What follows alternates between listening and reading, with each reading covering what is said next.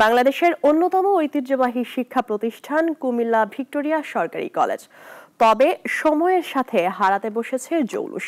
আবাসন ও শিক্ষক সংকটে ভয়াবহ আকার ধারণ করেছে শিক্ষা প্রাঙ্গণটি। আবুল কালাম রুবেলের রিপোর্ট, জানাচ্ছেন শাশ্বতী সরকার।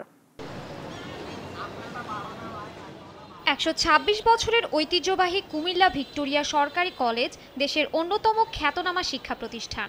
দেশের শিক্ষা ব্যবস্থায় গুরুত্বপূর্ণ অবদান রাখলেও জৌলুস হারাতে বসেছে এই কলেজটি।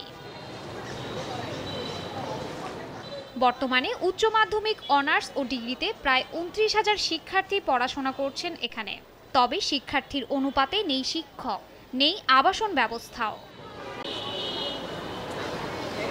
দুটি করে ছেলেদের ও মেয়েদের হল থাকলেও সেগুলোয় থাকার সুযোগ পান মাত্র ৩% শিক্ষার্থী।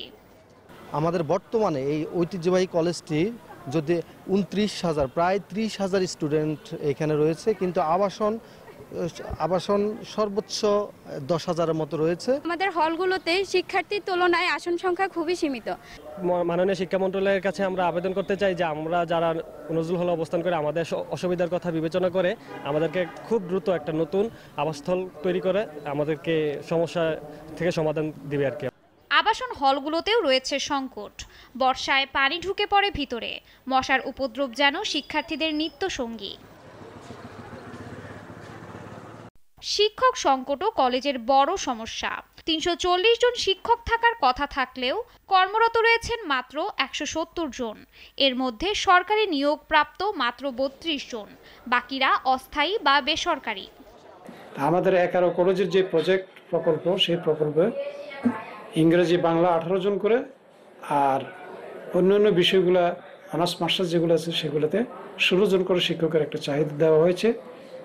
কিন্তু অনেক দিন ধরে যে ১১ কলেজ খুব দ্রুত বের হয়ে যাবে, কিন্তু অনেক দিন পরেও এটা চাপা পড়ে আছে।